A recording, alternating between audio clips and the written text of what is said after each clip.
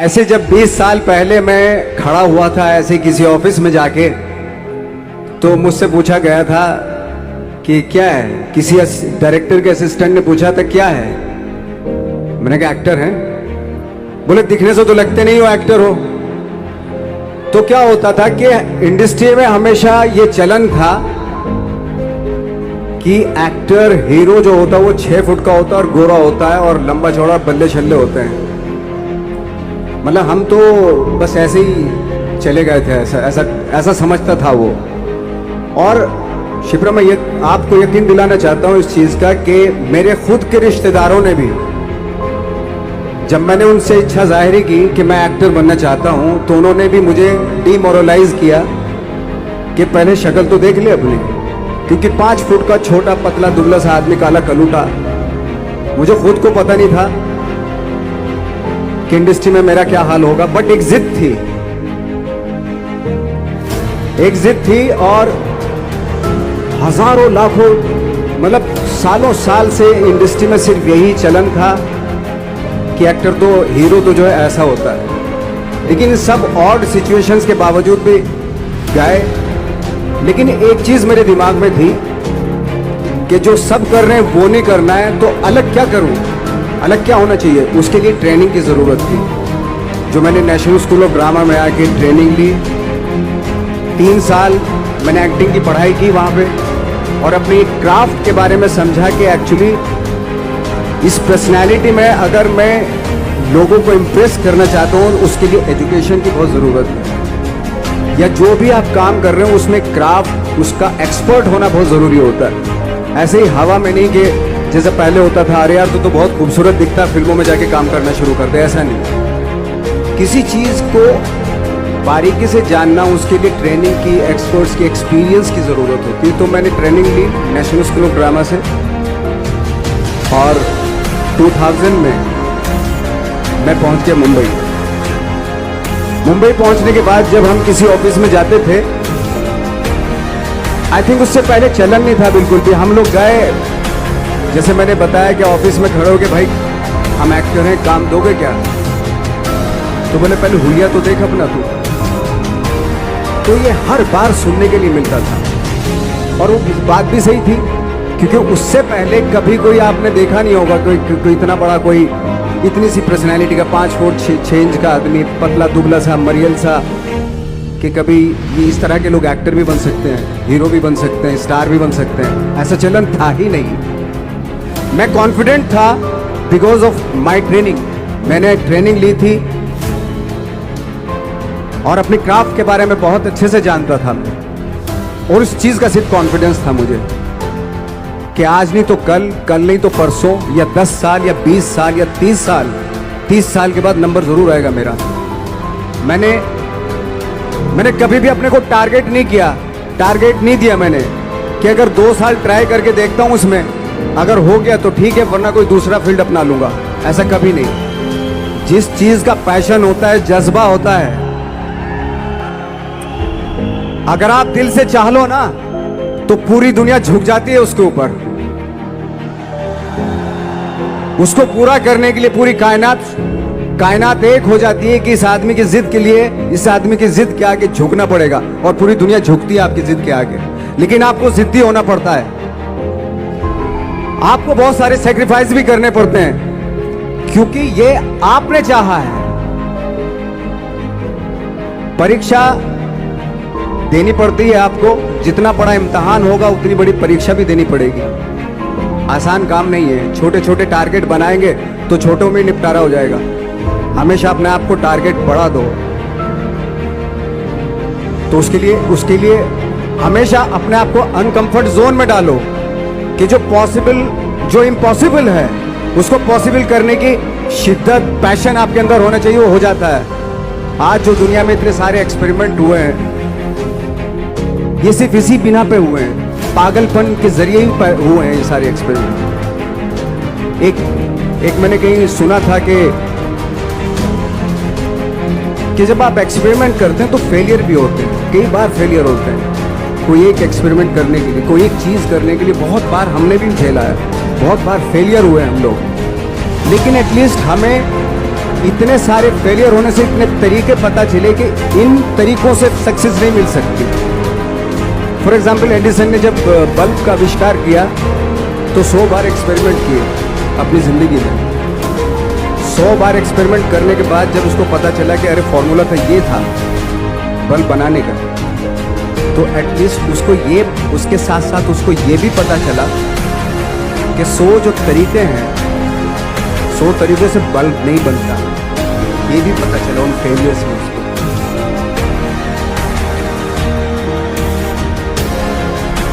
जब हम लोग मुंबई आए तो हमें मालूम था हमारे पास पर्सनैलिटी नहीं है, हमारे पास बैक नहीं है, या हमारे फादर दादा परदादा तो फिल्म इंडस्ट्री में है नहीं, हम ही हैं, तो हमें क्या करना चाहिए।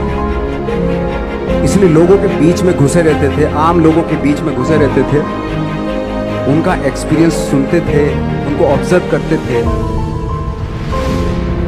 तो आई थिंक मेरे पास 15 साल तक, 10-12 साल तक कोई काम नहीं था। जैसे आपने बताया कि बहुत ही 10-10 सेकंड के रोल करके घर में आके बैठ जाता, पूरे साल खाली बैठे रहते थे हम लोग। लेकिन एक चीज थी कि लोगों के बीच में रहते थे। लोगों के बीच में रहने से ये एहसास हुआ हमें कि तरह तरह के लोग हैं, लेकिन हमारी इंडस्ट्री में सिर्फ एक ही तरह की एक्टिंग होती है। हजारों करोड़ों लोग हैं इस दुनिया में, लेकिन एक्टिंग सिर्फ एक ही तरीके से होती है हमारे यहाँ। तो मुझे लगा यार ये, मैं तो ट्रेन भी हूँ, मुझसे अपनी आर्ट भी आती है और हजारों लोगों को मैं ऑब्जर्व भी कर रहा हूँ, तो ये तो सबसे अच्छा सूत्र है। इससे तो मैं बहुत कुछ कर जाऊंगा। तो जब ये सूत्र पता चला मुझे कि अब मैं ये जो हजारों लोगों को मैंने ऑब्जर्व किया है, अब जब भी मुझे कोई रोल मिलेगा उन्हीं में से वो एक इंसान होगा। उसी में वो ठाकरे, बाड़ा साहब ठाकरे होंगे, उसी में मंटो होगा, उसी में गणेश गायतोंडे होगा, उसी में फैजल खान होगा, उसी में माजूमदार साहब होंगे। तो इस तरह के, ये कब हुआ? जब हमने लोगों को ऑब्जर्व करना शुरू किया, लोगों के बीच में रहे। मैं 15 साल के बाद जो मेरी लाइफ थी जिसमें खाने तक को नहीं मिलता था, अब फॉर्चुनेट अपने आप को समझने लगा था कि थैंक गॉड कि मुझे ऐसे लोगों के बीच में मुझे रहने का मौका मिला। तो कभी भी आई थिंक मुझे लगता है कि कभी भी जब आप स्ट्रगल कर रहे होते हो ना, वो एक मौका होता है आपके पास, वो एक चांस होता है आपके पास कि कैसे उसमें आप अपना ऑब्जर्वेशन, एक्सपीरियंस, जब आपको काम मिलेगा वो उसमें लगाएंगे आप। तो मेरी लाइफ बहुत ही, आज जब मैं सोचता हूँ कि यार ये तो बहुत ही अच्छा हुआ था जो 15, 10, 12 साल मैंने बिना काम के गुजारे, जो लोगों के बीच में रहा था, मैं आज वो काम आ रहा है मेरे। जहाँ जरा सा कोई कैरेक्टर मिलता है तो आदमी इसलिए कनेक्ट करता है उनसे कि उनको लगता है कि यार ये तो मेरे पड़ोस का ही, आसपास का ही ये बंदा। मैंने देखे हैं इस तरह के लोग। आई थिंक यही हमारी सबसे बड़ी जीत है एज एन एक्टर।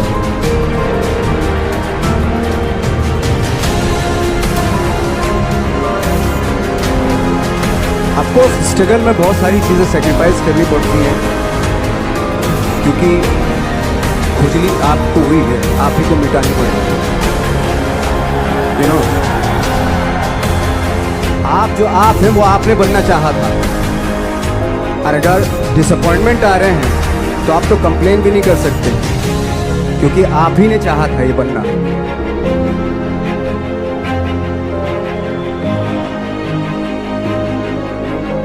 तो बस यही था कि 10-12 साल तक मैंने सोचा था, 10-12 साल जब स्ट्रगल हो गए तो मेरे बहुत ज़्यादा वो भी हुआ कि यार छोड़ के चले जाते हैं, कुछ काम मिल नहीं रहा है, क्या हो रहा है, कुछ पता नहीं, आई डोंट नो मिल पाएगा या नहीं मिल पाएगा। फिर ये होता था कि नहीं, मेरी मदर जो है ना एक लेटर लिखती थी मुझे हमेशा। तब मोबाइल नहीं आए थे, पेजर आए थे, तो पेजर यहाँ पे लगा के चलते थे हम लोग। जब उनको मालूम हो जाता था कि भाई बंदा जो है ना थोड़ा सा फ्रस्ट्रेशन में है, डिप्रेशन में है क्योंकि काम नहीं मिल रहा, तो मेरी माँ मुझे एक लेटर लिखती थी। उसमें लिखती थी कि लिखने के बाद एक लास्ट में लिखती थी कि 12 साल में कचरे के दिन भी बदलते थे, तू तो इंसान है, तेरा दिन भी बदलेगा। तो उन सब चीज़ों को देख के कोई एक शेर, कोई एक कोटेशन, कोई इस तरह की जो मोटिवेट करती है जो लाइन्स आपको, उनका रहना, उन पर बिलीव करना बहुत ज़रूरी होता है, क्योंकि वही चीज़ आपको मोटिवेट करती है आगे बढ़ाने के लिए। और जब ख़राब वक्त होता है आपको वो लाइन्स, वो पोएम्स, वो सारी चीज़ें आपको संबल देती हैं, मजबूती देती हैं, ताकत देती हैं। और मैं जिस गांव से आया था, डिस्ट्रिक्ट मुजफ्फरनगर के एक छोटा सा गांव था बुढ़ाना, जब हमने शुरुआत की थी वहाँ पे, जब मैं था वहाँ पे लाइट भी नहीं थी। 1 घंटे के लिए रात में कभी आ गई, या 1 महीने के बाद हल्का सा मुंह दिखा के चली गई। इस तरह की लाइट इस तरह होती थी। वही लैंप पे पढ़ना स्टार्ट किया, लैंप। तो छोटे से गांव से आने के बावजूद फिर दिल्ली मतलब छोटा सा, उससे बड़ा शहर भी हमें ऐसा लगता था पता नहीं क्या है, बड़ा डर लगता था। मैं जब मुंबई में आया था तो मैं 15 दिन तो घर से बाहर ही नहीं निकला था, क्योंकि इतनी स्पीड देख रहा था मैं कि इतनी स्पीड में तो हम चल ही नहीं पाएंगे, इस शहर के साथ शायद हम कनेक्ट नहीं कर पाएंगे बिल्कुल भी। तो इस तरह के डर थे। लेकिन ऐसी जगह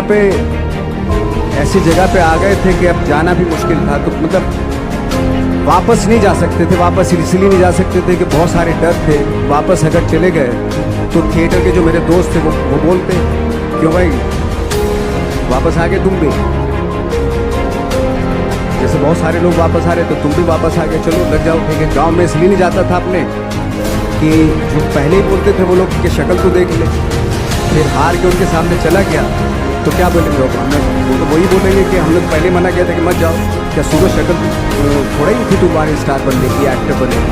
तो ये बहुत सारे डर थे जिसकी वजह से मैं अपने ना तो गांव जाता था, ना जहाँ से ट्रेनिंग ली थी दिल्ली से, ना वहाँ जाता था। मैं जो भी है मरना जीना मुंबई में ही होगा।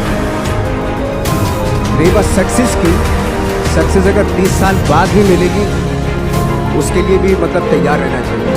सक्सेस की कोई डेट नहीं होती, कोई तारीख नहीं होती, कोई टारगेट नहीं होता कि इतने दिनों में मिल जाएगी। इंसान का काम होता है, आई थिंक मुझे लगता है कि मेरे हिसाब से मुझे लगता है कि लाइफ ना हमेशा अपने आप को लाइफ में पुश करते रहो, और पैशन के साथ जिस भी आप काम में हो, जो भी आप काम कर रहे हैं उसमें पैशन के साथ लगे रहना बहुत ज़रूरी होता है। क्योंकि पैशन से क्या होता है, जिस भी आप फील्ड में होते हैं उसकी डिटेलिंग्स मिलनी शुरू होती है। जैसे जब आप समंदर में देखते हैं, समंदर की जब गोता मारते हैं, नीचे जाते हैं तो आपको एक धीरे धीरे बहुत कुछ दिखाई देना शुरू। ऐसी आपका भी फील्ड है, कोई भी हर फील्ड ऐसा ही होता है, उसमें असीम संभावनाएं होती हैं, इतनी पॉसिबिलिटीज होती हैं कि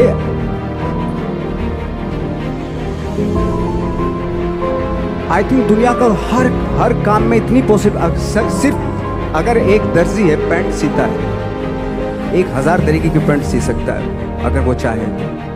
अगर उसने नहीं चाहा तो वो जो ट्रेंड चला रहा है वही सीता जाएगा। लेकिन अगर उसने चाह लिया कि मैं ऐसा कुछ करता हूँ तो 1000 तरीके की पैंट उसी में 1000 तरीके की सी देगा। ऐसे हर फील्ड में पॉसिबिलिटीज़ बहुत होती है और एक परफेक्शन होता है। फॉर एग्जाम्पल जैसे हम लोगों ने ट्रेनिंग इसलिए ली कि परफेक्शन आ जाए अपने काम में। जैसे एक मैंने एग्जाम्पल सुना था कि ये छोटी छोटी चीज़ें जो मैं बता रहा हूँ, ये चूँकि मैंने बचपन में सुनी थी, उन पे दिमाग, उन्हीं को अपनी लाइफ बना के आगे बढ़ा तो आज यहाँ पे, इसलिए वो छोटी छोटी चीज़ें बहुत काम आती हैं, उनको सुनना बहुत ज़रूरी होता है इंसान के लिए। बताते हैं कि एक बहुत बड़े, पता नहीं ये सच है झूठ है मुझे नहीं इतना ज़्यादा नहीं मालूम, बट कोई बहुत बड़े इंसान हुए, लेकिन वो पहले मोची थे, जूता सीते थे। लेकिन जूता जहाँ से सीते थे ना वहाँ से कभी फटता नहीं था वो, भले दूध फट जाए लेकिन वहाँ से नहीं फटता था, क्योंकि उसका पैशन था जूता सीना। काम भले वो है वो, लेकिन उस काम में भी उनका पैशन है।